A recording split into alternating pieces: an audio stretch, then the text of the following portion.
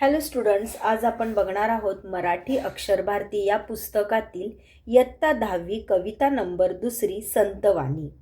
अंकिला मी दास तुझा.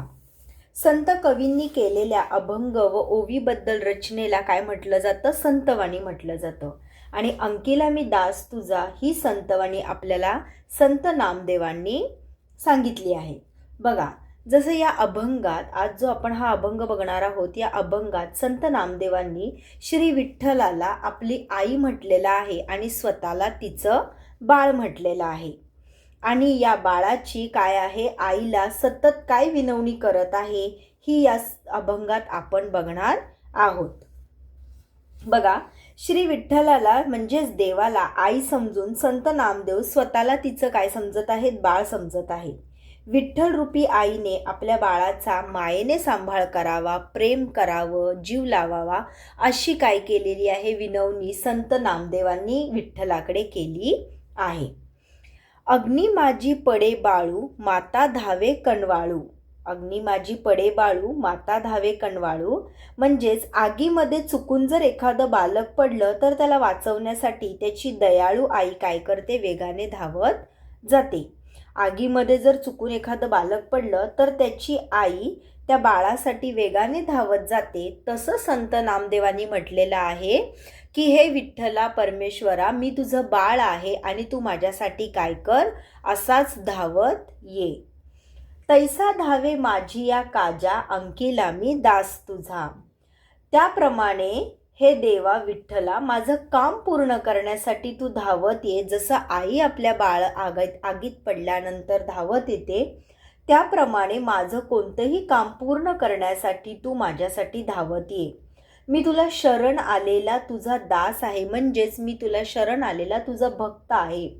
तुझ्या पायाशी नम्र झालेला मी तुझा परमभक्त आहे. सवेची झेपावे पक्षीनी, पिली पडताची धरणी. म्हणजेच जसं झाडावरून अचानक जर पिल्लू खाली पडलं तर लगेच पक्षीनी काय करते? त्याच्याकडे झेप घेते, म्हणजेच काय करते? उडी घेते. पक्षिणीचं पिल्लू जर झाडावरून कधी पडलं तर पक्षिणी काय करते? त्या पिलाकडे झेप घेते. पिलाला वाचवण्यासाठी ती पटकन जमिनीवर येते. त्याचप्रमाणे भुकेले वत्सरावे धेनू, हुंबरात धावे. जसं जेव्हा वासराला भूक लागते तेव्हा त्याला दूध पाजण्यासाठी गाय देखील काय करते? लगेच हंबरत वासराकडे धावत जाते. जसं पक्षिणीचं पिल्लू झाडावरून जर पडलं तर पक्षिणी जशी त्याच्याकडे धावत जाते, वासराला भूक लागली असेल तर त्याला दूध पाजण्यासाठी गाय त्याच्याकडे धावत जाते. त्याचप्रमाणे हे विठ्ठला, तू काय कर? माझ्यासाठी सतत धावत ये. मी काय आहे? तुझं बाळ आहे.